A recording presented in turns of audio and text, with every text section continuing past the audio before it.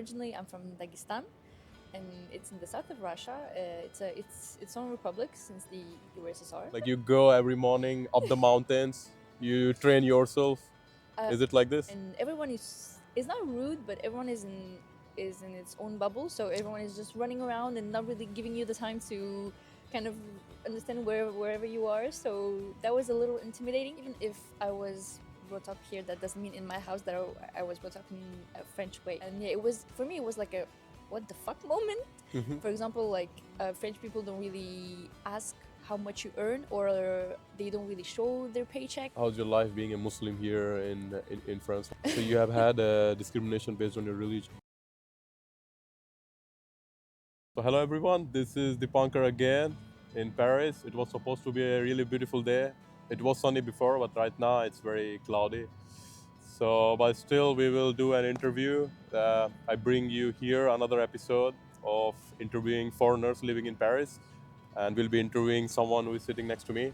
We'll be talking about her life experience here in France and how was her journey. So without wasting any time, we'll move forward and we'll jump directly to asking her some questions. It will be an interesting talk. So grab a coffee again if you would like, and let's start it then. So Aina, how are you doing today? I'm doing good, thank you. How about you? Oh, I'm fine. I had a rough night yesterday, but today it's good. Every day is not the same. So Yeah. I feel okay today. Okay, perfect. My audience would like to know your brief introduction, like who you are and where are you from, or from originally, and also it's been like how long you are living in France. Okay, so originally I'm from Dagestan, and it's in the south of Russia.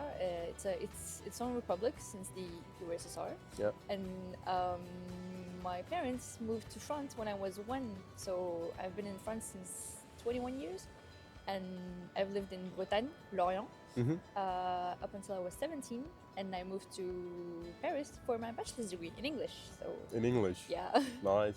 You speak pretty good English, huh? thank you. But you learned it at school, or you learned it where? Both, but it was mostly like on my personal time. I loved the movies and the American dream, then it shattered, but still loved the And how many languages do you speak? You speak 3. you speak English, French, Russian? Yeah, and then some other languages, but that's the beginning kind of. So. Okay. So it's very interesting that she's from Dagestan, and perhaps you might be knowing who is the famous personality from there, the Habib, the MMA fighter. Yeah. So you are really tough-minded people and really physically strong. Like you go every morning up the mountains, you train yourself. Is it like this? I wish I could say no, but most Yes. people that live in the mountains are really like morning people and love to do exercise and love to run up the mountains and look after the sheep. So that's a cliche that's actually kind of true sometimes. So as you told that you were in Britain Yeah. until 17, Yeah. and then you moved to Paris. Exactly. Must be like a big change, because I assume you were living in a small city and then you moved to a bigger city like Paris. Exactly. So what was your first impression about Paris? A lot of people, a lot of cars, a lot of vehicles, just like how it is in India. not necessarily the people, but the fact that it's so big. It's so big. My small town, like, we know everyone, and if we don't know them, that means because they're too old. Yeah. But when I came here, I was always on my phone because I would get lost so easily. I had no sense of orientation when I came here. My mom was so worried about me. She told me, "Oh, are you sure?" And I was like, "Oh, I don't care. I'm just gonna go." And I was getting lost a lot. And everyone is not rude, but everyone is in its own bubble. So everyone is just running around and not really giving you the time to kind of understand wherever you are. So that was a little intimidating and scary, but I got to then become that person. So You have become that person. Yeah. You have become that rude Parisian who doesn't have time to talk with people. Not rude, but whenever I see someone or people come up to me and need directions, obviously I give it to them, because nice people make the world better. So. I don't know. I feel a bit different because I don't think there was a situation where I asked someone about the direction and they didn't give a fuck. I mean, they always help you. I didn't find anyone who was like, no, I don't have any time, Oh, happened to like a me. cliche. It happened to you? Yeah, sure. Like you asked something and they were like, oh, we don't have time Yeah, Châtelet. in Shetland? Wow. Mostly like the crowded places where people really go from work to home and from home to work. So yeah, they don't really have the time for you. So you're on a schedule. Okay, it's like very subjective. It didn't happen to me, but okay. Yeah, it's like individual experiences. Mm. So and I Well, was also that's why we are here exactly. to discuss about your personal experiences.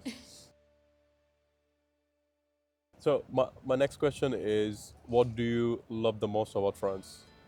I think it would be the fact that French people, or whenever they are so passionate with something, and justice isn't made or something needs to be done, they go out on the streets, and that's like an issue for some of the countries because demonstrations don't happen as often in other countries for anything, but it does happen a lot in France, and I love it about it because it just shows that people are really can really just get what they want and will do anything for it. So I'm not sure. I'm not sure if you do some demonstration, you will get what you want.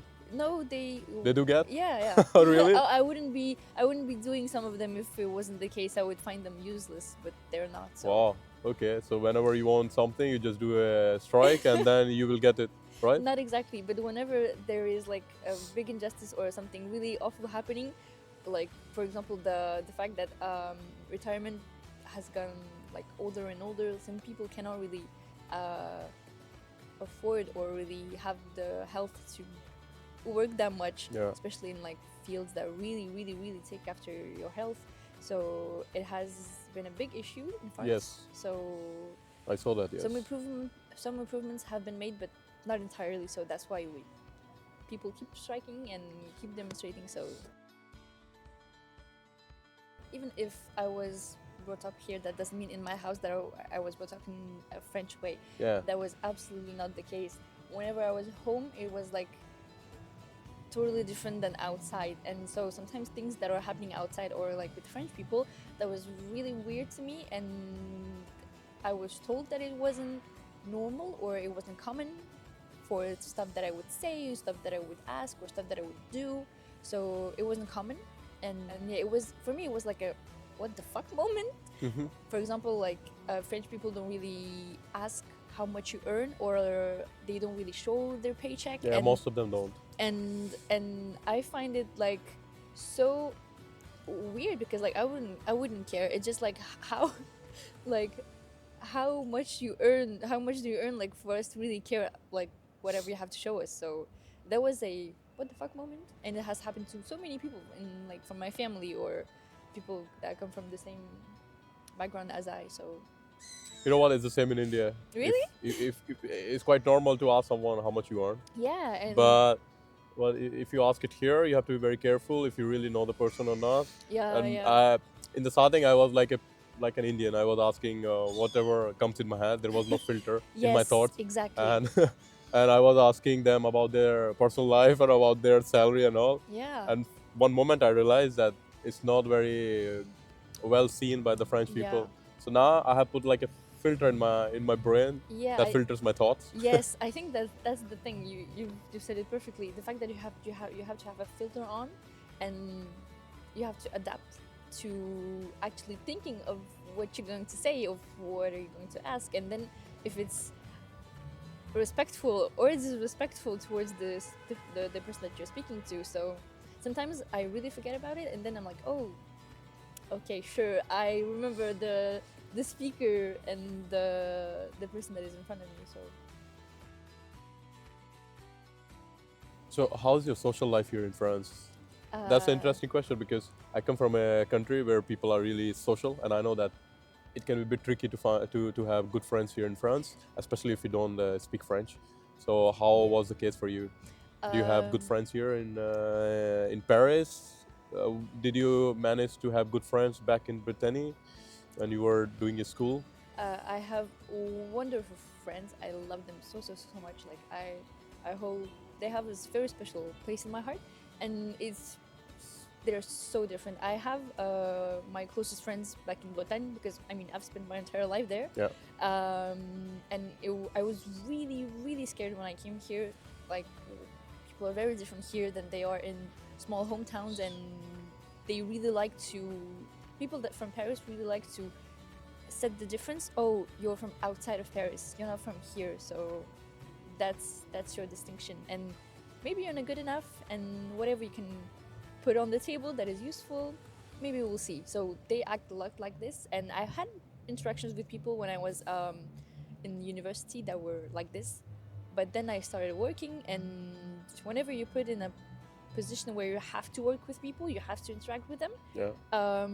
You can either have a very good time or you can either have like a very bad time. And I've had a wonderful time because I've met another of my best friends at work, and I got to engage with French people that are that break the cliches, and they're so wonderful. They're like me. They're quite frank. Whenever they have to ask something, they just ask. They don't really have to put a filter on it. And I have a lot of people of color as friends, and people that aren't necessarily 100% French. I mean, whatever it can mean, but everybody brings something, and so far I've had a good experience. So Aina, what exactly are you doing here? You're doing your masters or Yes, what? I started with my bachelor's degree that I've done. It was 3 years, and I finished, and then I enrolled to the master's degree. So Yeah. it's FLE, FLE, Français langue étrangère, for French language, like foreign French language. Yeah. To teach it. So yeah, So you'll be teaching French, right? exactly, because that's what I wanted to do. I've always wanted to be with languages, but I've never really wanted to do Russian because I know how to speak, read, or like understand it and write it, but I never really wanted or was interested in teaching it. And for the English, I like hearing it. I like talking in it, but I don't really want Like teaching it. Yeah, exactly. Yeah, but I've always wanted to teach French because it has given me opportunities, and it's well seen in other countries. So yeah, it's And important we to were, me. we were talking about the fact that if you go to Russia and if people come to know that you speak French, Yeah, it's you're like an exotic person. no, not exactly exotic, but it's prestigious. It's nice because of the fact that it's such a complicated language, because it takes a lot to actually learning it and speaking it without an accent or even like perfect grammar. So yeah. And I think it also depends. Like if you talk to a Italian guy or Portuguese Yes, guy or obviously. Spanish guy, Yes, for them obviously. it will be really easier as compared to let's say me or Yes. someone who is from China or from Asia. Yes, exactly. Because it's in Europe. In Europe, it's kind of like normal to have to be a polyglot or at least to be bilingual. So, yeah, I have a friend who is from Brazil and he speaks Portuguese, of course. yeah. And for him, it was so easy to learn French. I I mean, love Brazilian people. I mean, Really. he doesn't even have to learn anything about French in order to understand. He understands most of the things. He just The need to speak, and maybe in like 1 year or oh, 2 years he'll be fluent. the thing is, Lucky bastards. the thing is, it's Roman languages. They have similar roots. It's the same with Spanish, and I mean German is quite different. I don't know anything in German, and I don't want to because Ich bin die Punker. That's the only thing I know. I don't. Scheiße. That's Scheiße is like merde. oh Or shit. okay. And they have similar roots. That's how people get to um, learn them so quickly that live in Europe at least, or that I don't know. In you have a special part in America. It's called French Louisiana. I mean, when Louisiana was French, but it still exists that they speak French, a similar French, and for them it's quite easier to learn other languages as well because they have the roots of the French language, even though it has changed throughout the time. Whatever, but yeah, it's really different. So It's the same case with Quebec in the Canada. yeah. They speak French Yes, there. exactly. I love Quebec. I really want to go there once and like experience life. Yeah, like we discussed, you have very impulsive attitude. Maybe Yes. one day you will decide, oh fuck, I need to go to Canada. Yes, I have a lot of money exactly. in my bank account. Let's go. And I don't think you need a visa to go to Canada, right? I don't think so because I'm French now, but I wasn't before, so it would have been way more complicated. Okay. So your religion is Muslim, right? Yeah, I'm Muslim. So how's your life being a Muslim here in France? Like you have all the liberties. Like I don't know what's the rule in France. You can wear the The hijab, hijab. yeah. You can here. You can, but possibility and tolerance is two very, very, very different things here. So it's very special because I mean, not to say that you have a look of like a Muslim, but many people don't make that difference. And the fact that I don't look necessarily Muslim or that I come from a Muslim country, Yeah. even if it is the case, I don't face a lot of racism or discrimination towards this unless I say that I am Muslim. Then I have. Really? But yes. So you have had discrimination based on your religion. Yes, but Here. not as much as other people, not as much as people that actually wear their hijab or look that Arabic, or even though it doesn't have a look. I hate saying this, but you don't have a look of Muslim, like, but just people that are visibly of Arabic descent or from Muslim countries. Hmm. So yeah. So you pray like every day? Yeah, like sure. five times? Five times Five a day. times a day? Yeah. So I also wanted to ask you about what's the first thing that comes to your mind about India? I'm really sorry, but it's Bollywood. It's just Hollywood? But why do you say sorry? Because I think many people have this view of India, but mine is more interesting than that. It's the Okay. fact that whenever I would go to my home country, ever since I was little, Hollywood isn't really the thing. It's Bollywood. Really? Yeah, and everything is doubled by one person, and it's Russian, and it's like a man. Like for every voice is like man, woman, or child, or like super old person, or like, and it's always the same. Always the same voice? Yes, it's always the same voice. This is so boring. It really is. But I've got like hooked up on it, so and everybody has. So, and I've grown up with it, and I've watched it with my mom, and she always used to tell me, "Oh, we will go there. We'll like maybe, I don't know, travel and see whatever there is." Like, and I think it was like a perfect image. Obviously, it isn't perfect like in any country, but it it's special to me, even though it's just Bollywood for some people.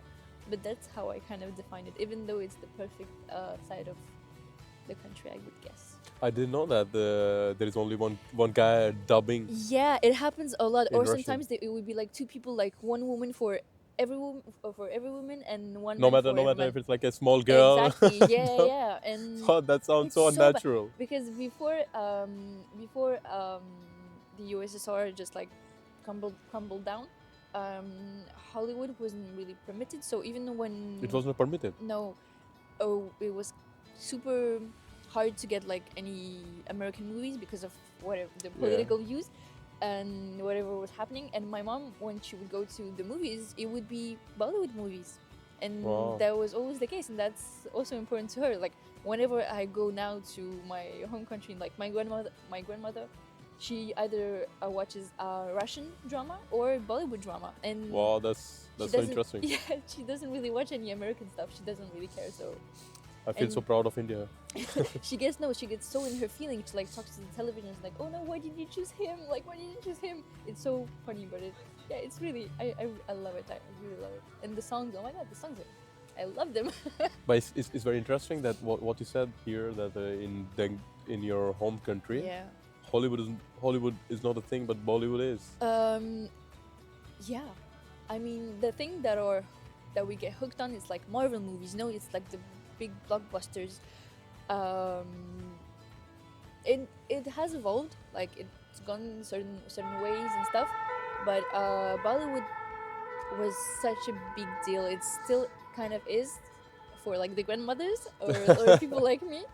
But to look yeah. all the to look all the dramas Yes. in slow mo. Someone is falling, so Yes. it's like very No, slow mo. it's- Takes a while I to see that lady falling on the floor. It's no, but I always make jokes about this with my friends, like, oh, I'm gonna fall, and then I just like pretend.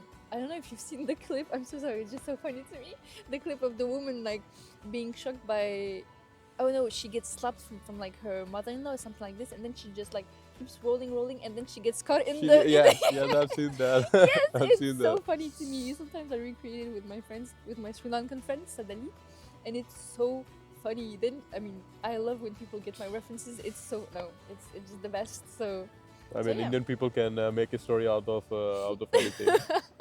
No, I mean, it's what's the hilarious. probability of happening that? I mean, it's like I There's don't know. There is a none. probability, but it's like a 0.0. I don't know how much. They will they will just take those events which has the least probability, and then they will Yes, present it to yes. you, and that's how it become very No, funny. it's awesome. It's hilarious. As we discussed, you were born in Dagestan, and then Yeah, you moved here with your parents. exactly. So how did you end up getting a French citizenship? How is the process? Oh, it's very, very long. Just like with every administrative work here in I mean, France, they're it's very, super slow. it's yeah, Super slow. it's yeah. The administration, the paperwork, whatever Can you is. guess? Can you guess? Right now, I'm illegal here in France Oh, that's because so my many visa has people. expired and I applied for visa like 3 months back, Yeah, and they haven't. They're not giving me any updates. I know so many illegal legal people. Don't worry. The thing is that you have many laws that um, allow you to apply or get the citizenship. Mine is the fact that my brother was born here and he got to get this citizenship. Okay. That's like an easier way for me to get it. It still took about 3.5 years for me to actually have uh, um, French papers, Yes. like my ID card and my passport. Yeah. But without my brother, so it's like a fraternal law. I checked it to be sure, and if I didn't get my brother, it would be so much longer. And the fact that I have followed like school from like kindergarten to up until like university, it helps a lot because it proves that I was included in the societal expectations and in educational expectations, and the fact that I was also going from like a small hometown to Paris, like into a very good school, it showed the motivation. And they pretend that it doesn't matter, but it kind of does. So first you apply, and I had to apply before I was 18 because it takes 1.5 years for your papers to actually go through the system. Afterwards, I was called in for like an interview by policemen. They come like as civil to your house, Yeah. so just asking me whatever I'm doing in life and stuff. And So they interview like I'm interviewing you right now. yes, exactly. But And then you it and then was you much offer more them and important. then you offer them some tea. My mom asked if they wanted tea or coffee, and they said no. So They always say no. yeah, obviously. In India, they And will say yes for sure. and then I had to wait some more to get like another interview, wait, much more official. And I had two questions about history, the dates of the First World War, and then First World War yeah, and the French Revolution, I guess. no, not the French. I could have gotten the French Revolution, but I've gotten this, and the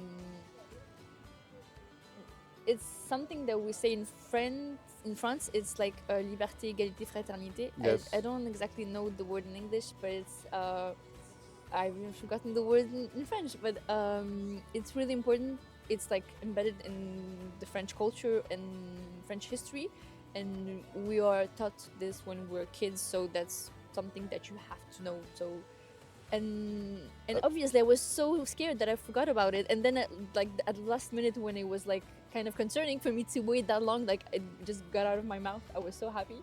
I was so stressed, even though I knew that I would get it because I've spent my entire life here. But still, and yeah, and then it took another 6 months for me to get a response if I got it or not. And yeah, and another 2 months to get my ID card and my passport. So yeah.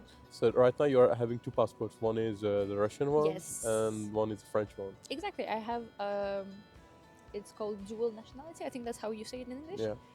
Russian and French. So yeah. Unfortunately, we Indians we cannot have dual nationality. Really? No. That's so weird. I mean, if I were to apply for French citizenship, I will have to Yeah, to give up revoke, my yeah. Indian. Yeah. So yeah, this is how it is. C'est la vie. Yeah, that's how French people say it. Some people ask me, "Oh, don't you want to revoke your Russian citizenship?" And no, because you can actually do like cool stuff with it. So So you're Muslim. So you eat meat, but which is halal. yeah. So is it easier? Of course, in Paris you can find it, but is it easier to find halal food in a small town here in France? Back in the place where you were in Brittany. In my hometown, the Muslim community is not that major. I know many people that are Muslims, but the Catholic or atheists have like a bigger. Portion. Yeah, exactly. Thank you. You can I can hardly just cite you any places that have halal food. Maybe the kebabs, the Turkish places, but that's it. Or like Lebanese, but still, I think there's like one Lebanese restaurant, and you have to drive like maybe 50 kilometers. 50 kilometers. Yeah, Wow. to get there. So you don't have any supermarkets where they give halal food? No, we go to the boucherie. I don't know how. Yeah, boucherie. Yeah, I didn't know the word in English. It's like a we have like place where you buy meat. yeah, but we have like one or two that is halal in my town. So you can find halal food. Yeah, but that doesn't mean it's the best, or that doesn't mean that the prices aren't super expensive. Because sometimes my parents would just go to another city to get meat there that's a little bigger than my hometown, and then come back with it. So yeah, it's very very different. And here in Paris, even if you have many more places that have halal food, still they don't always they cannot actually call it halal, because sometimes they still cook it with other meat, like for example pork. Yeah. It cuts the whole thing. It annuls the whole thing. Or they cook it in alcohol, even though alcohol then evaporates and just doesn't have the priorities that it had before. It doesn't work like that either. So you cannot eat something that's prepared in alcohol. No, it just annuls the halal thing. Yeah, it's haram. Yeah, exactly. It's hey, haram. Perfect. So that's one thing that I'm actually grateful for in Paris, that they have many more places with halal food, but still sometimes it's a little sketchy, so you have to get on with the info and really be sure about it. I don't mind doing the extra thing just to know that my meat and whatever I'm eating was carefully prepared, because it's not just halal the way you cut it, it's how you respect the animal.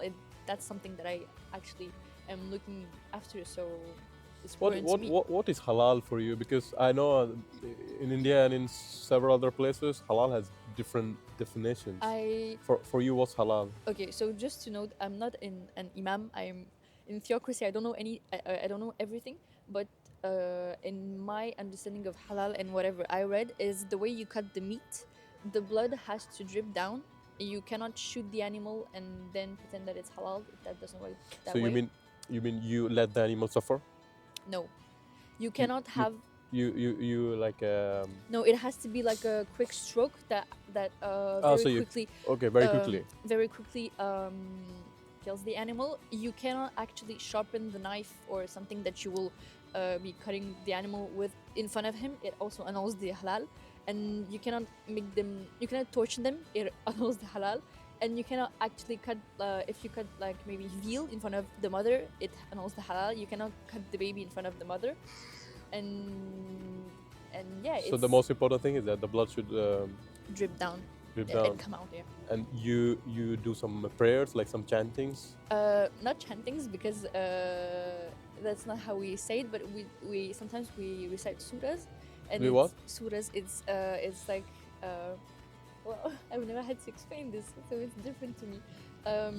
But it's Islamic recitations that we do to actually show that we respect the animal, and that we use it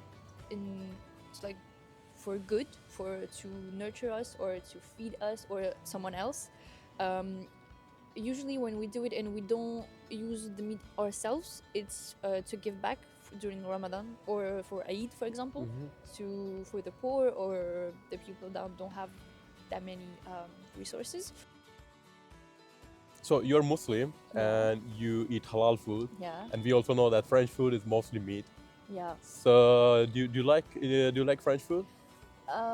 It's very different to me, because my mom never really cooked any French food, and I don't really know how to define French food, except for like the cliches like Boeuf bourguignon, like onion soup, and the snails.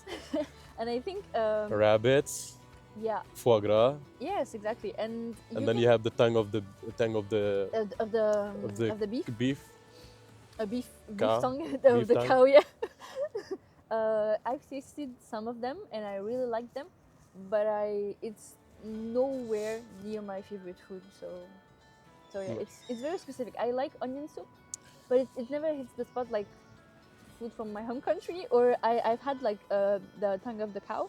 It was good, but I think it was because of the sauce. So But it was halal. yeah, Okay, that's so weird for me. That's like but that it was really for weird. we Indians. If we hear someone eating the tongue of the cow, it's like these people are savages. No, I've We had it feel that. once, and I know, and it's because the person that was cooking it didn't tell me it was it.